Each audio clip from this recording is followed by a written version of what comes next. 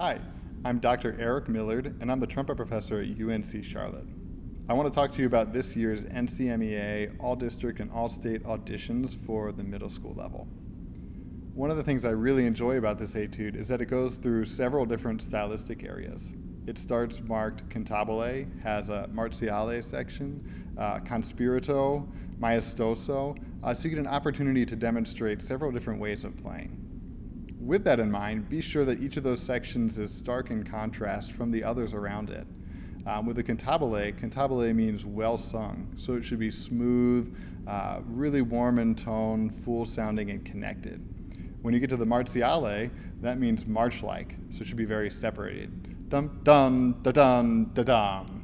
The conspirito is with spirit or energy, so it should be very light and kind of playful and fun. Da da da dum, dun da da dum.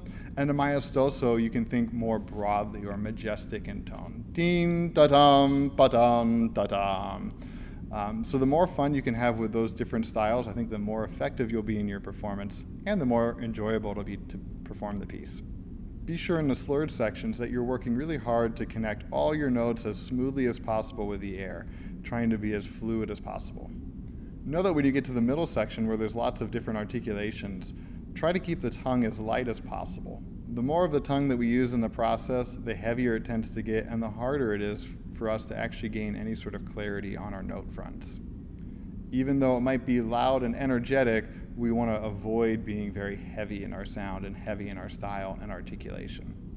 Be sure there's contrast in the different articulation markings as well. There's accents, there's a few tenutos, some staccatos, so be sure that all those things sound different. The accents should be well weighted, the tenutos should be long in duration and full sounding, and the staccatos maybe just a little bit lighter. In the middle of this section of the piece with the marziale, the conspirito, and the maestoso, there's some opportunities to show off your rhythmic abilities. Be sure there's rhythmic clarity and accuracy, but that you have some fun as well. When you get to the conspirito, in the second measure, the da-da-dum, da-da-dum, bum-bum, you're kind of accenting the fact that that second one comes in on the and of the beat, not on a beat. The more you can bring out that rhythmic energy, the more it'll be kind of playful and fun to sound. At the end of the conspirito section, there's several lines of 16th notes. Be sure that as you're working on those 16th notes that you try to connect them as much as possible with the air, being smooth, and ensure that there's some sort of phrasing. Generally, we want passages like that to lead forward.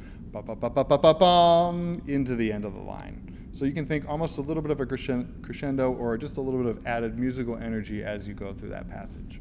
Then as you end with either the A or the B ending, be sure again we get back to that smooth, connected, warm sound. The A ending ends a little bit more just smoothly and nicely, just kind of coming to a polite end. And the B ending has a little bit more of that fanfare. Dum ba da da deem, bum ba bum. So whichever ending you end up having to play or choosing to play, be sure that both of those are really effective and kind of have a nice finale to the piece. When you get to the end, there's the two options of A or B. both should be really smooth as they're slurred and should be really connected and sound really beautiful with a nice warm sound. The A ending ends a little bit more softly and a little bit more relaxed.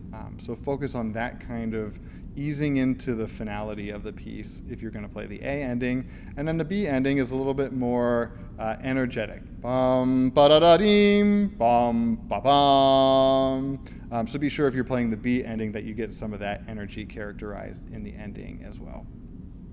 As you're preparing for the audition, two things stick out the most to me when I hear young trumpet players: tone and musicality.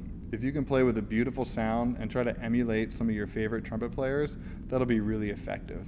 And if you can always have some sort of musical gesture in your playing, that'll also be enjoyable for the adjudicators to listen to. So I wish you all the best of luck in your preparation, and I hope you have a fantastic audition.